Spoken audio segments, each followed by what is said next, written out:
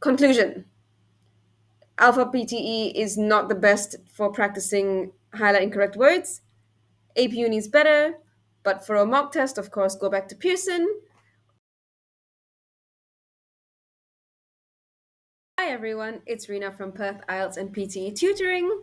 I'm a private tutor based in Perth, Western Australia, and today we're going to continue on with our web tutorial series on PTE Academic. We're going to focus today on highlight incorrect words. Now, this particular question type out of the 20 focuses both on listening and reading, and it shows up at the final part towards the end of the test in your listening section. It is relatively important, and there are a few strategies around it. In general, it's pretty simple. I'm going to show, as usual, there'll be a little bit of a tutorial in the beginning, where we get all the details on this question type, and then we'll move on to some demonstrations, which I will do on a couple of different platforms just to show you that there is consistency throughout. Alrighty, let's get straight into it. Thank you for being here. All right, folks. So as usual, before I get into a few demonstrations, I want to go through a few basic points about the highlight incorrect word question type. Let's get to it. Okay, so as usual, the no BS basics. It contributes both to listening and reading. For your reading, it can contribute up to 10%, and for your listening, just about 16% of your final score. What will happen? You will hear a recording that can be up to 50 seconds long, and on the screen, you will see a matching transcript or text. You have 10 seconds before the recording starts playing to listen, to quickly read through the text. Okay, I don't expect you to do anything at this stage. All right. One thing you need to remember is that there are no more than 7 incorrect words in any text. So if you find that you have clicked on more than 7, you have almost certainly made many mistakes. Okay, this question type can repeat up to 3 times. Righto, let's get straight into our technique, shall we? So how do we do this? Your main thing is to use your 10 seconds really wisely. Where are your eyes focused? They need to be focused on only one thing, and that is the text. Your mouse cursor needs to be at the start of the first word. As soon as the recording starts, move your mouse cursor along, kind of like how you know that dot that you follow along when you sing a karaoke song in the karaoke bars? You move along with that dot. You move along with your mouse cursor. Click on any word that does not sound right. Okay? Don't move your eyes away from the text. And before you click next at the end of the recording, check to see how many you have highlighted. Remember that it cannot be more than 7 incorrect highlighted words. Read through the passage very quickly because I know you'll be running out of time. It's at the listening section, so it's the end of the test.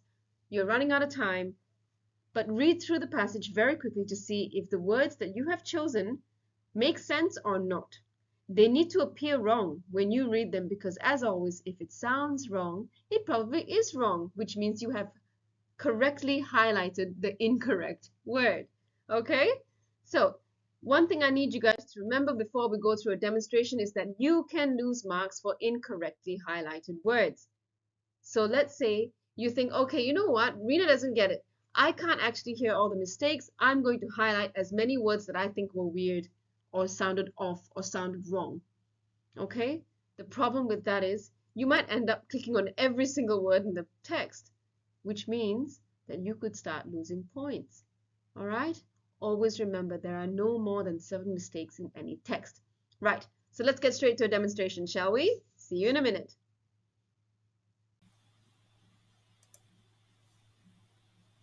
All right, my friends, here I'm at my ApeUni dashboard.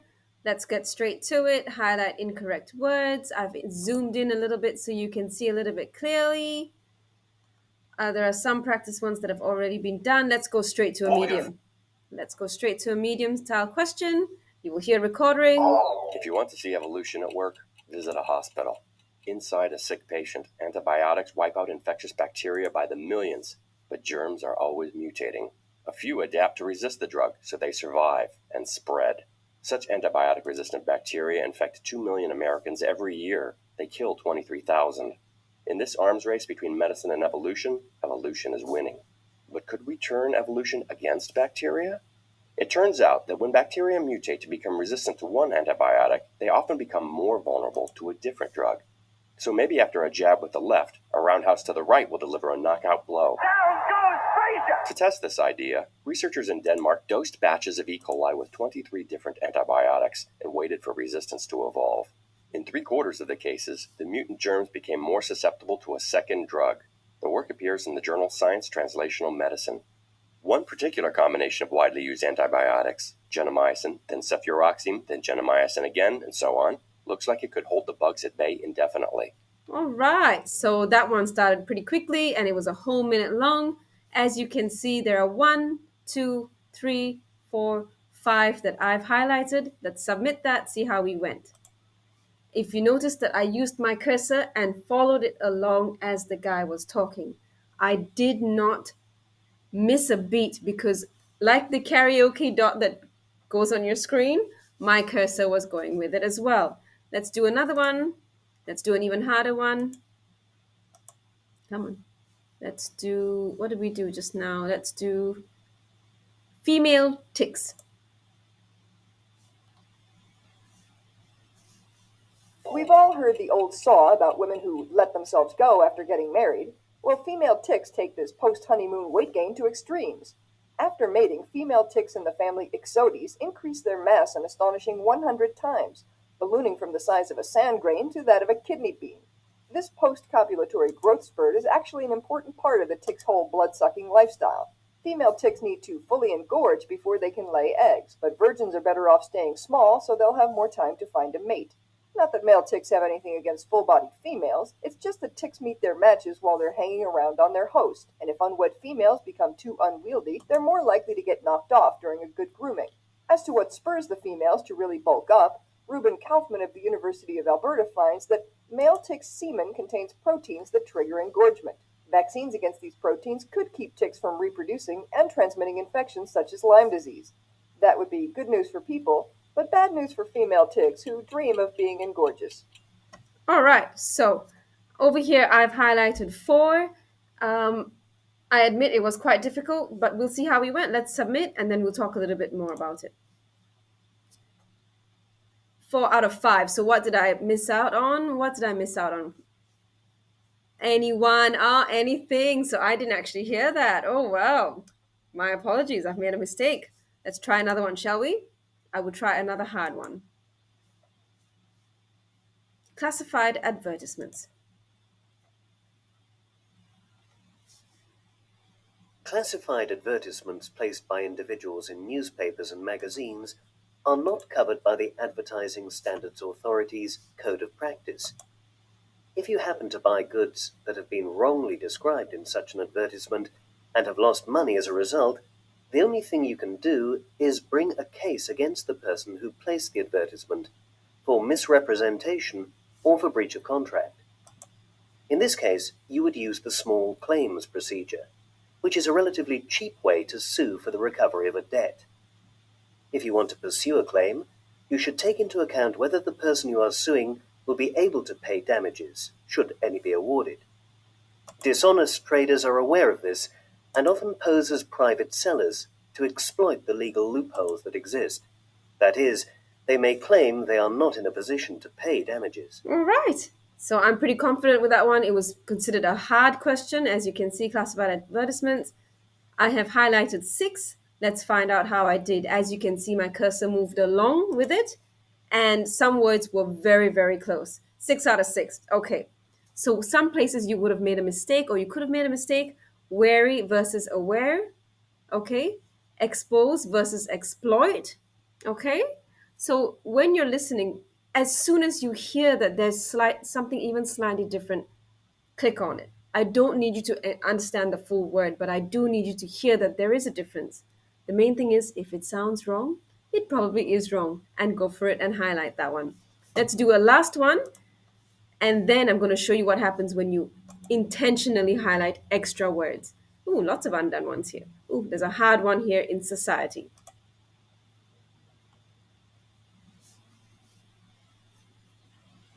When societies were still mostly rural and agricultural, waste disposal was hardly an issue, partly because people tended to make use of everything, and partly because there was plenty of space to bury rubbish. It was when societies became predominantly urban and industrial that problems arose, mainly to do with health. City authorities had a hard time trying to find efficient ways of getting rid of all the rubbish.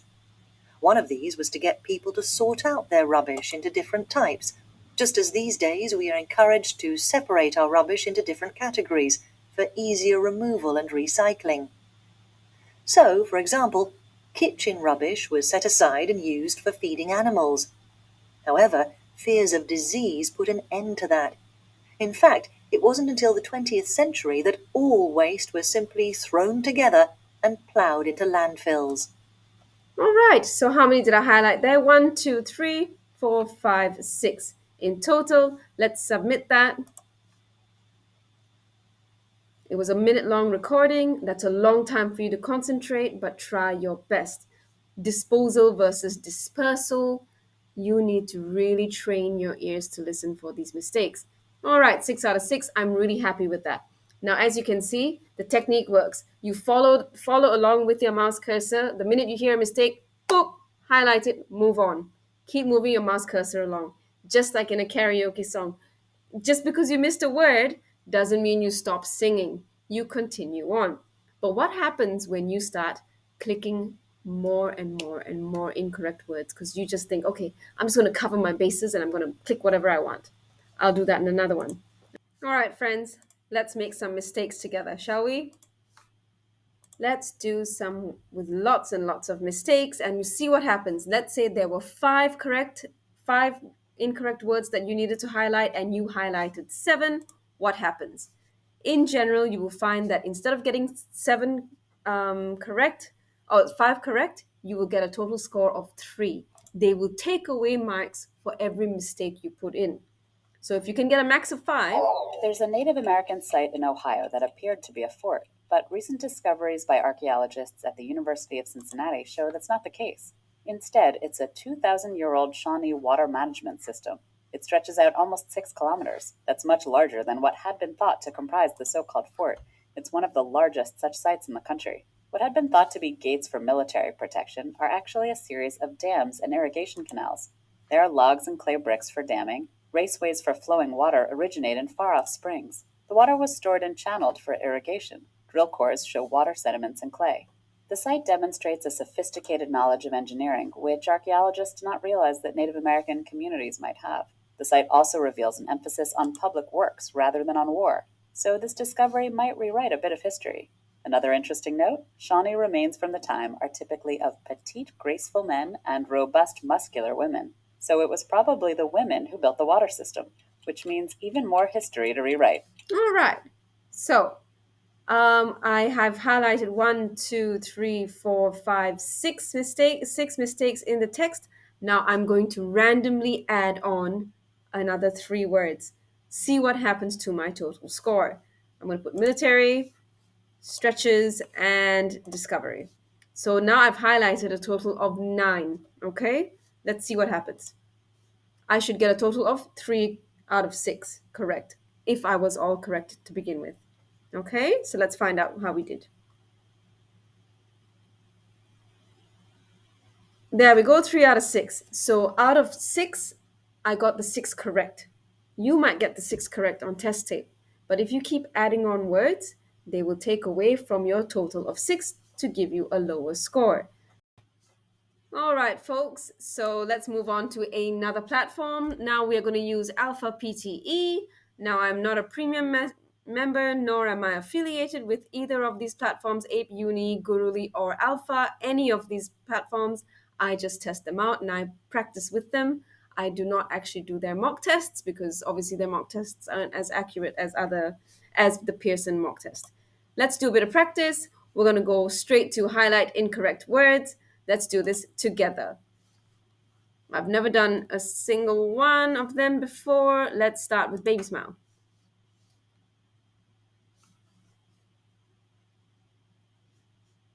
Try to get a baby to smile, it can seem close to impossible. And then suddenly there it is, that elusive, seemingly joyous grin. Well, it turns out those smiles aren't spontaneous, they're strategic. Researchers have found that when babies smile, it's for a reason. They want whoever they're interacting with, typically a parent, to smile back. And they time it just so, a smile here and a smile there. The researchers call it sophisticated timing. The study is in the journal PLOS One. The researchers enlisted real mothers and infants and quantified their interactions, which fell into 4 categories. 1. Babies wanted to maximize the amount of time smiling at their mothers. 2. They wanted to maximize the time the mother smiled at them. 3. They wanted to experience simultaneous smiling. And 4. No smiling at all. By studying when smiles happened and what the subsequent effect was, the investigators were able to figure out that for mothers, the goal 70% of the time was to be smiling simultaneously, while for babies, 80% of the time, they just wanted their mother smiling at them. So mothers want the interaction, while babies just want to be smiled at. So your baby may not be able to feed itself, talk, or even turn over yet. All right. So over here, I've highlighted 1, 2, 3, 4, 5. It was a very long text, 1 minute and 20 seconds. In reality, it will not be that long. Let's see how we went. All right. I got full scores for that. Okay. I'm very, very happy with that. No dramas. I like that they put both the answers side by side. It's a great way of showing it. Let's do another one on this platform before we finish out our web tutorial. Let's do another. All right. It doesn't actually tell you which one's easy. Let's do beluga whales. Oh, wow. That is a long text. All right. Let's see. Beluga whales live in the world's cold northern seas, where they endure months of perpetual darkness. So they have to use sound rather than sight in order to find their way around. That's Aaron Mooney, a marine biologist at Woods Hole Oceanographic Institution in Massachusetts. He says belugas have really fast hearing, too. Sound underwater travels 5 times faster than it does in air. And so those guys have to basically perceive and utilize sound 5 times faster than we do.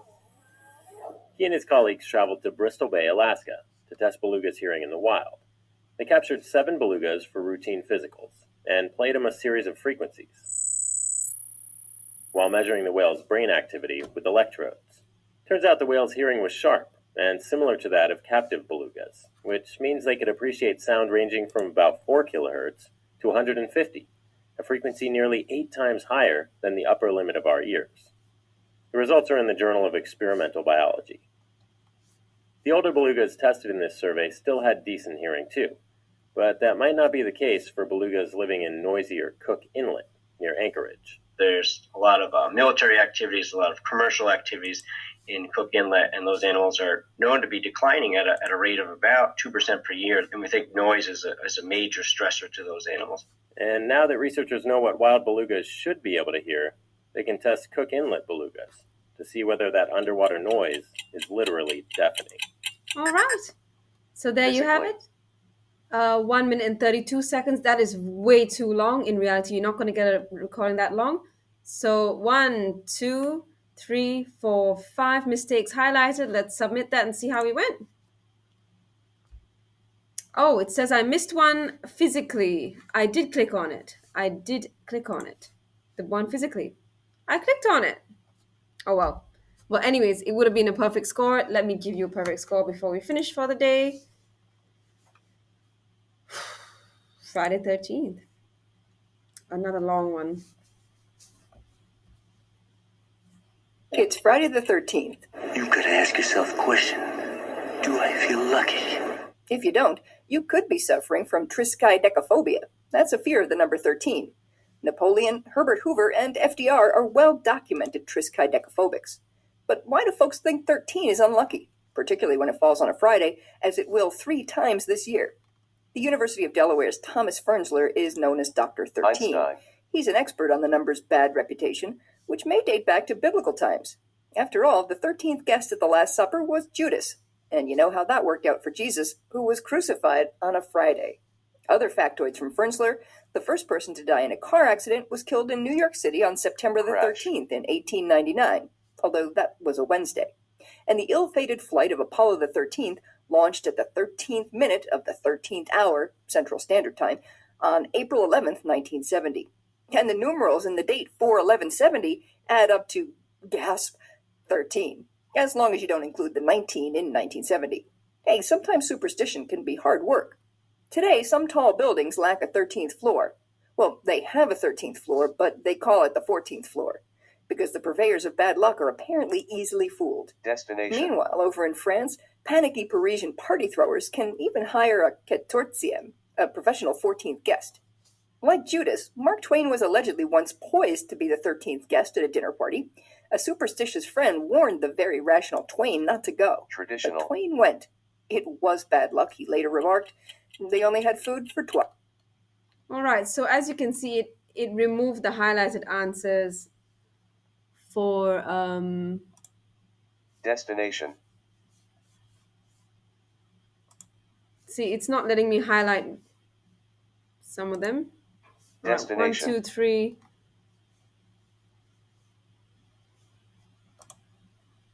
Why does it keep removing the highlight? All right, so I've highlighted 1, 2, 3, 4. I don't know if that's going to be correct because it kept removing my highlights. Again, it's missed one again. Einstein, yes, of course, it removed that one. I gotta say, I'm not happy with AlfaPTE as a platform for practice because it kept removing the words I highlighted. That's not all right. That's not cool. Okay, anyways, there you have it, folks. You've seen me practice it on 2 different platforms. In general, it's a really simple question type. You just have to be able to follow through. Okay? Try to practice on a platform that will actually not remove the words that you highlighted, because that's just inconvenient. But in general, practice anywhere and practice hard. Remember that your cursor needs to follow along like the karaoke dot, and you'll be fine. Okay, see you in a minute. So there you have it, folks. I tested out 2 different platforms for highlight incorrect word. I obviously received way better results on ApeUni because ApeUni wasn't automatically unhighlighting the words that I had clicked. Okay, so what did we do? We practiced on ApeUni. We gave it our best shot. Then on ApeUni still, we didn't give it our best shot. We intentionally made mistakes. And we saw what happens to our total score for highlight incorrect words. And then finally, we moved on to AlfaPTE as a trial, and we tried out that platform. Wasn't the best because it kept unhighlighting the words that I highlighted, which meant that I made more mistakes than predicted. Not a great way to practice, but obviously these are things that maybe folks at AlfaPTE could pay attention to. So take a look at the demonstrations. Let me know what you think. Like, share, comment, ask me questions. Send this video to somebody who you think might benefit from one of my tutors. As you can see, I'm an old school tutor. I'm not here to give you tips, tricks, hacks, cheat codes, and all that crap. I'm here to traditionally teach you how to do it and show you how it can be done. So, conclusion. AlfaPTE is not the best for practicing highlight incorrect words. ApeUni is better, but for a mock test, of course, go back to Pearson. Overall, you know the technique. Follow along like it's a karaoke dot. When you're singing a karaoke song, you see the dot going. When you miss the word, you don't stop singing, you keep going, okay? All right, see you next time, and thank you so much, and sending you good vibes from Perth. Bye.